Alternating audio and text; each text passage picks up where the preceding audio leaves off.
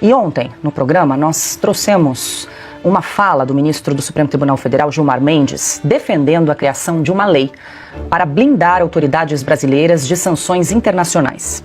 E nesta quarta-feira, alguns veículos de imprensa noticiaram que já circula entre uma ala do STF e a Advocacia Geral da União uma minuta de texto de lei que proíbe que empresas e instituições financeiras cumpram no Brasil embargos determinados por países estrangeiros. O projeto, que estaria em revisão na AGU, seria uma resposta às sanções dos Estados Unidos sobre o ministro Alexandre de Moraes no âmbito da Lei Magnitsky. E nós conversamos com o advogado especialista em direito internacional, Davi Aragão, a respeito desse caso e fizemos a seguinte pergunta: é possível criar uma legislação nacional para blindar os efeitos da Lei Magnitsky? A gente vai acompanhar a resposta que nos foi gentilmente enviada pela equipe do Dr. Aragão.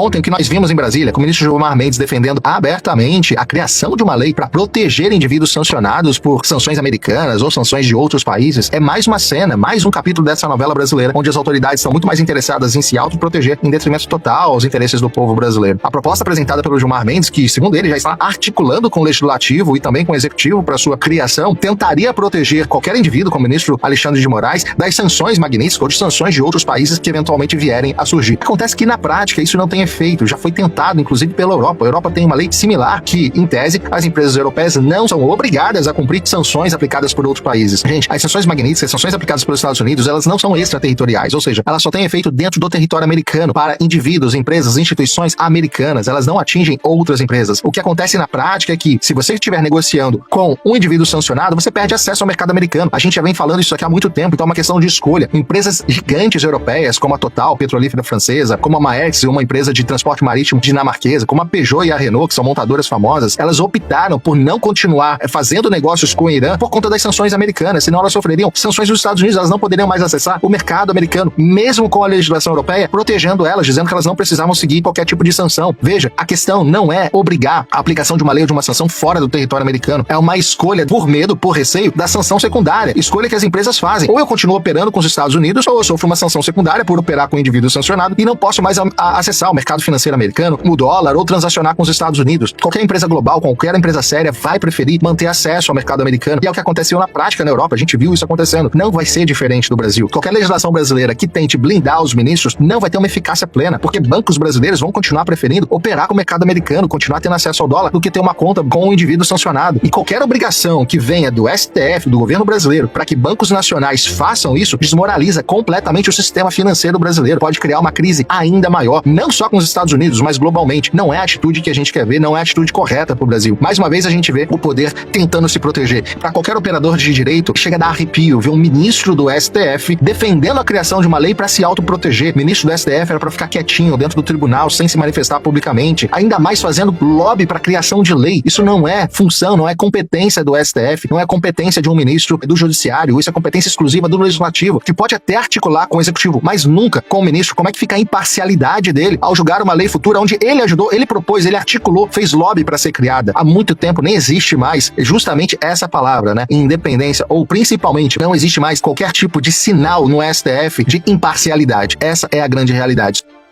Bom, mais claro que isso, impossível. A gente fez questão de voltar esse assunto, porque ontem trouxemos a fala do Gilmar Mendes e hoje sai na imprensa que já teria inclusive um texto circulando ali na AGU e no Executivo para tentar blindar ministros do Supremo Tribunal Federal.